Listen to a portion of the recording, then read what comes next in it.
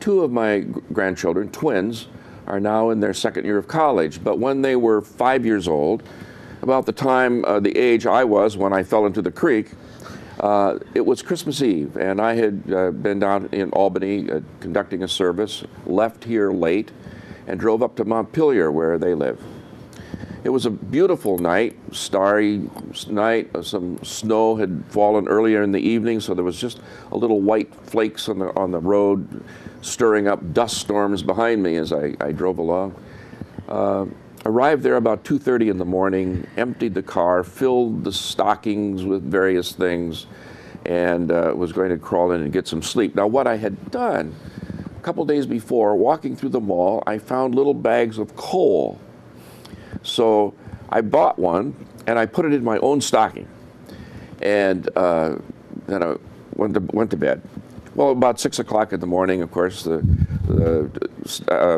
kids were up, and Christopher and Sarah always came down and kind of shook me and said, are you awake? Are you sleeping yet? Shh, you may be sleeping. And of course, by that time, I'm wide awake. So we assembled as soon as we could get my daughter and her husband and my mother, who was also visiting up there, get everybody around.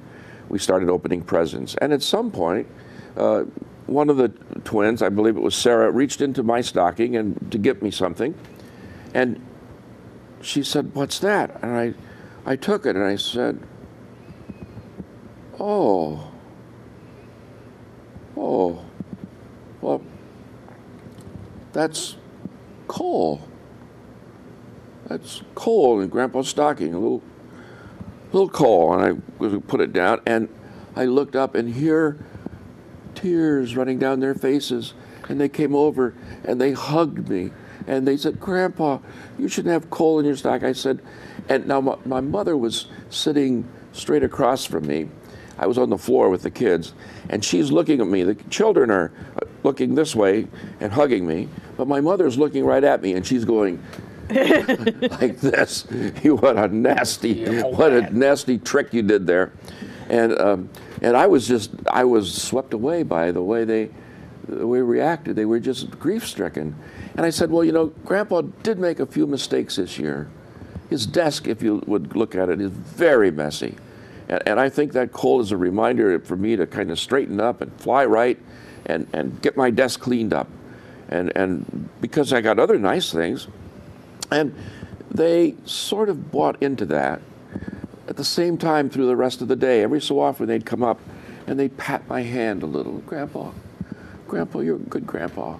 And things like that. So through the day, I keep wondering about why the strong reaction to that, except Christmas is a time that's filled with stories of pathos, out of which pleasantness and beauty happen.